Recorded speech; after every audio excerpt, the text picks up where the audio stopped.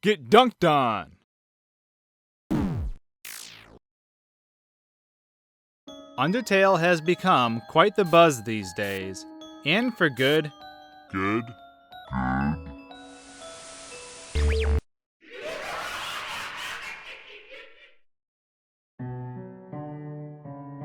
Chara, the demon that comes when people call its name. Within the dark depths of the underground, a dormant force lies in wait.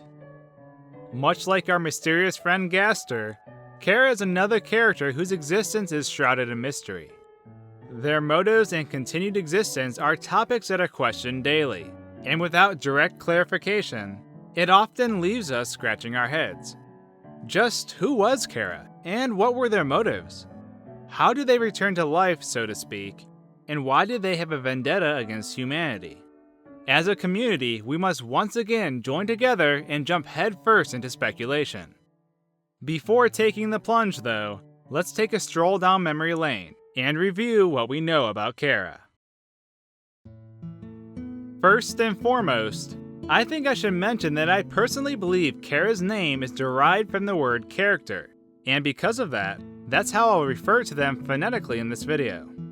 Some people would argue that it's pronounced Chara, similar to how you would say Charmander, but this is entirely up to debate since there isn't an official pronunciation set in place.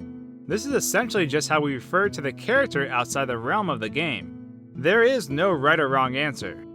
The truth is, when you're naming your character at the beginning of Undertale, you are actually entering Chara's name.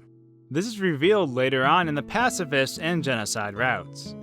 But now that we got that settled, just who is Chara? Well, Chara is actually the first child to fall into the underground. Similar to the cutscene you see when you first start playing, Chara tumbled down from Mount Ebott just like Frisk did. However, instead of initially wandering off on their own, Azrael, the son of Toriel and Asgore, assists Chara to their feet, and then later on Chara is adopted into their family. As the story progresses, your feelings towards Chara begin to change once you realize there is something more to this child. When Asgore accidentally becomes very sick from a pie that Chara and Azrael bake, Azrael feels bad about the whole thing. But Chara laughs it off. Instead of putting cups of butter into the recipe, buttercups are used instead. These flowers make Asgore extremely sick, but Chara takes note of their potency and begins to hatch a dreadful plan. Chara then becomes very ill as well, and before passing on, requests to see the golden flowers of their village one last time. It is later revealed that Chara intentionally poisoned themselves, so that upon their death, Azrael could absorb their soul and cross the barrier with Chara's body in his hands, to acquire more human souls. When they arrived, the humans began to attack thinking that Azrael, the monster, had slain the child. At this moment, Chara's soul fought for control of the body, and wanted nothing more than to annihilate all the humans who stood before them. But Azrael resisted. Azrael would later succumb to the injuries from the humans and pass away after retreating back to the underground. This is what we can derive from what is presented in the game. But it leaves a lot to wonder about Chara in general. Why did Chara hate humanity? And to what level was this hatred? Was it a general disgust for the human race? Or was it more than that? When Chara tried to take control of Azrael to acquire more human souls needed to break the barrier, was the plan to stop after acquiring enough to break the barrier?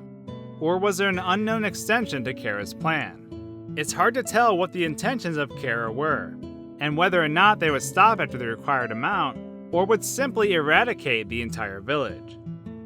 As a child, Chara was powerless in the world of humans. But after acquiring this new power, they would no longer be simply ignored. With this in mind, it makes me wonder about why Chara originally went up Mount Ebott in the first place. If they hated humanity, but were powerless to do anything about it, was this an attempted suicide? Upon finding a loving family, everything was turned around for Chara, until humanity was brought back into the mix. I think it's safe to assume that Chara did not have the intentions of seeking out power by falling into the underground.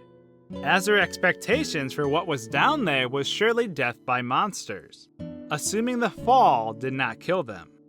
One thing that I find interesting in all of this is Chara's dialogue at the end of the genocide route, and also the change dialogue if you do it a second time.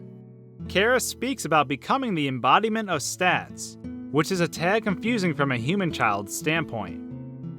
They state the following: hit points, attack, defense, gold, EXP, and level. Every time a number increases, that feeling, that's me, Chara. At this point, it can be derived that Chara is aware that they are within a game, but is unsure whether or not they always knew that when alive. They are the craving that consumes a player to level up. They talk about how they had come to the realization that their original plan had failed.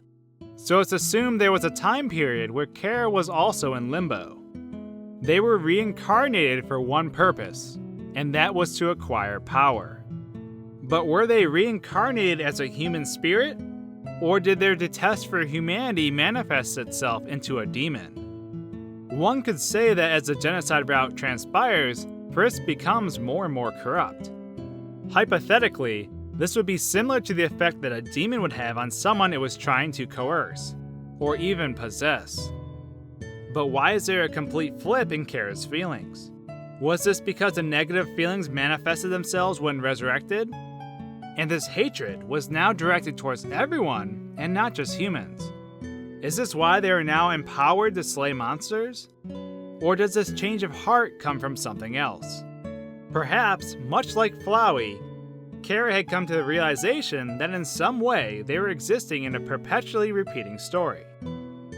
Due to exhausting all options of exiting this endless cycle, did Chara's goal simply become to shatter reality itself, since it is the only way to escape this recurring timeline? It's like an 8-bit version of Groundhog Day, if you think about it. The mysteries of Chara are unfortunately still covered in a shroud of secrecy, though, but many ideas have been circulating around, much like the discussion about Gaster. From Chara possibly being the narrator, to them being a summoned demon.